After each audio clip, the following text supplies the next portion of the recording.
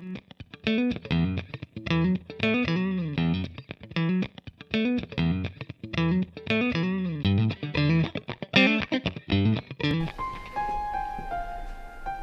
me in the eye.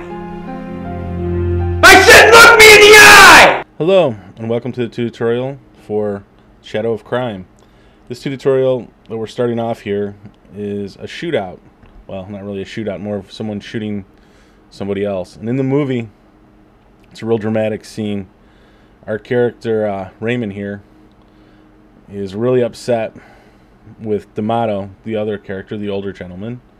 And what we're going to show here is how we actually put together the scene and how it worked and how we shot it and how we put our special effects in to make it look more professional and more polished off.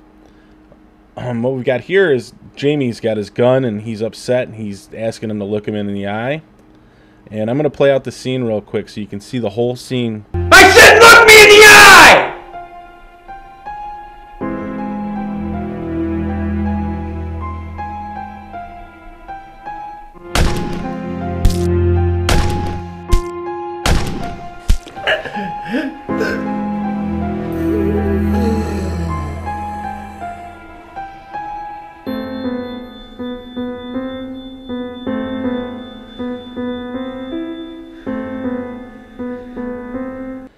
I'm going to play it with just the raw footage so you can see how the footage looked before we added anything to it and before we cut it together.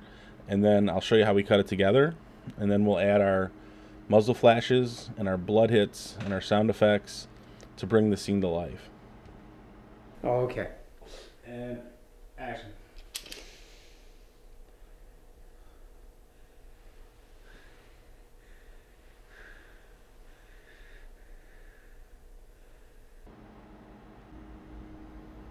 I know what you're thinking here, but he fired 3 times. Well, on the day of shooting, he only fired once and then looked at the gun. And we had in the script that he was firing multiple times, but we knew that we could cut that one shot into 3. And so we just shot him once, and then he looked at his gun like it was open. And if you notice, the gun receiver's all the way back in the shot. What we did is we left it back so that we can add in the animation of the gun coming forward. And we do that in Photoshop. We just go in and select a layer of just the gun slide itself. And I'm not going to do that in this tutorial. I just wanted to explain how that worked.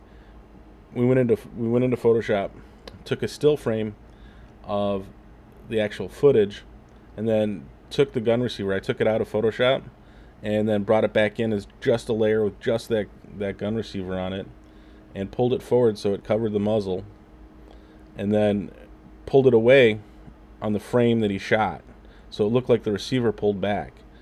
And also, when he's done firing, it looks like he's done and his gun is empty and his receiver is all the way back.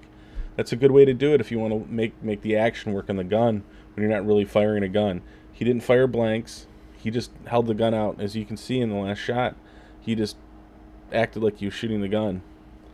And that's a good way to do it because nobody can get hurt that way. This next part is D'Amato getting shot. So the actor's going to fake getting shot. And if you notice, there's blood on him already. It's simple. We put the blood on before he starts shooting.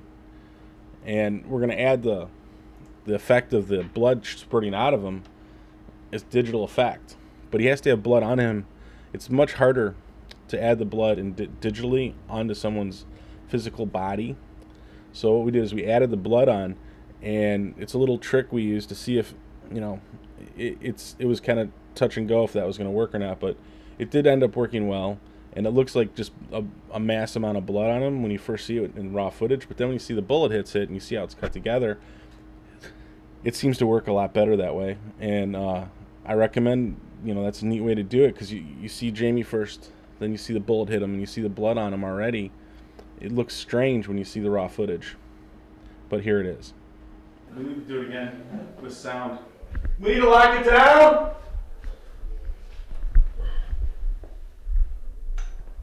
Do you want to be a little louder? And action.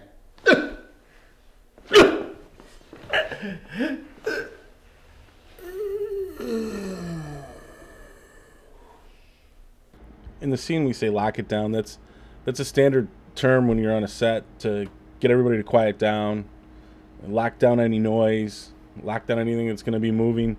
And you hear that a lot on sets, especially professional Hollywood sets. You'll hear the assistant director usually yell out, lock it down.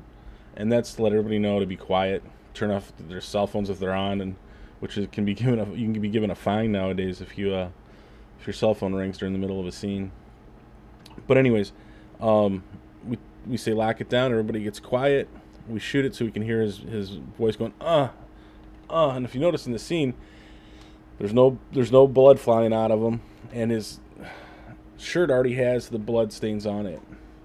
So that's the raw footage, and now we're going to go into how we actually created the blood effect. Here's the blood burst, and again, just so you can see it again, there it goes.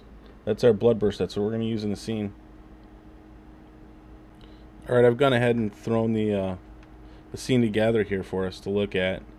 All right, here's the scene. We're just going to start off with him shooting. We're not going to go into him yelling at him and asking him to look him in the eye. We're just going to start off with the shooting because that's the most important part.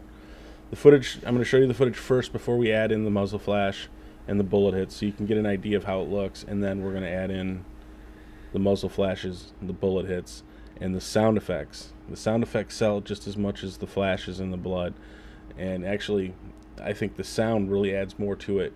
When you see the flash and you see the blood hits by themselves, they're not that impressive. You put the sound in and there's a big difference, and you'll see what I mean in just a second. Alright, those are the blood hits. You can see they're not perfect.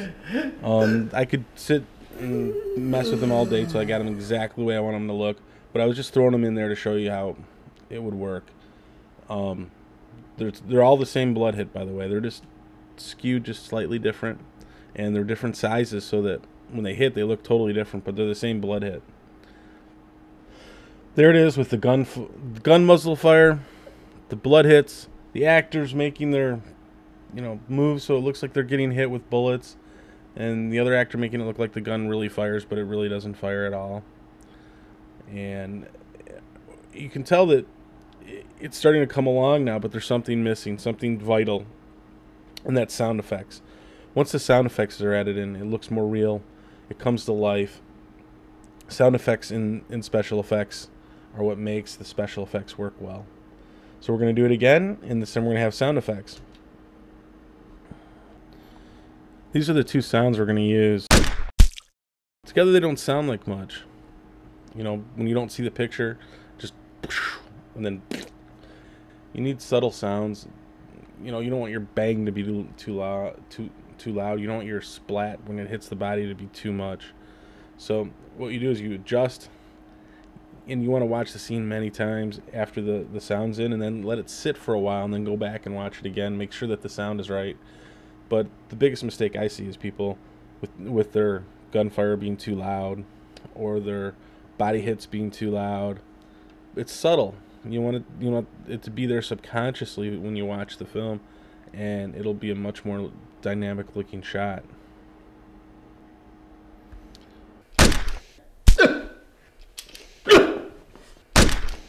I left out the middle sound effect so you could see the difference.